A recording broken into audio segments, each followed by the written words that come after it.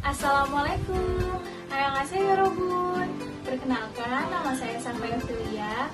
Saya adalah mahasiswi KKN UMJ tahun 2020 dari kelompok 30, ingin bersosialisasi kepada kalian semua, para pelaku UMKM di daerah Cikres Baru, untuk bertransformasi digital sebagai pertahanan ekonomi di tengah pandemi COVID-19. Buat kalian yang sedang menjalankan usaha atau yang ingin memulai usaha, yuk simak video berikut ini.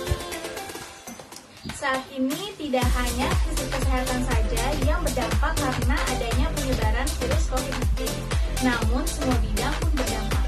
Salah satunya krisis ekonomi, di mana sektor ekonomi saat ini sangat dibatasi. Yang mungkin biasanya para owner menghasilkan omset per bulannya selalu naik signifikan, tetapi karena adanya penyebaran virus COVID-19 ini menjadikan omset per bulannya menurun. Selain permasalahan krisis kesehatan dan juga krisis ekonomi yang terjadi, pemerintah memberlakukan pembatasan sosial berskala besar atau disebut PSBB, yang mana hal ini merupakan krisis sosial. Ketiga hal tersebut sangat berhubungan, karena dalam mencegah penyebaran COVID-19, kita diharuskan untuk berjaga jarak atau social distancing. Begitu pula dengan sektor perekonomian.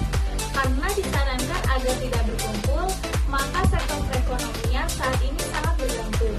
Di satu sisi, mungkin bagi pelaku usaha atau wira swasta, berdagang merupakan mata pencaharian sebagai pemasukan keuangan. Namun di satu sisi lain, pemerintah melarang berdagang karena ditakutkan akan menimbulkan keramaian atau suatu perkumpulan massa. Nah, di sini saya akan menyampaikan 3 strategi untuk menanggapi suatu krisis akibat corona yang sebelumnya telah dijelaskan oleh Denny Simano selaku founder di esi.id dalam event webinar jurnal masterclass. Yang pertama, perbaiki kualitas produk dan pelayanan.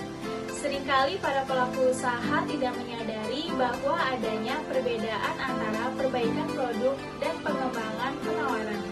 Pada dasarnya, produk adalah suatu barang atau jasa yang dipasarkan dalam bisnis, sedangkan penawaran adalah cara yang dilakukan oleh pelaku usaha untuk memasarkan produk tersebut. Maka dari itu, pelaku usaha perlu membedakan antara produk dan penawaran berdasarkan perspektif konsumen. Yang kedua, memanfaatkan teknologi dengan optimal. Pelaku usaha juga disarankan agar melakukan proses otomasi pada bisnisnya.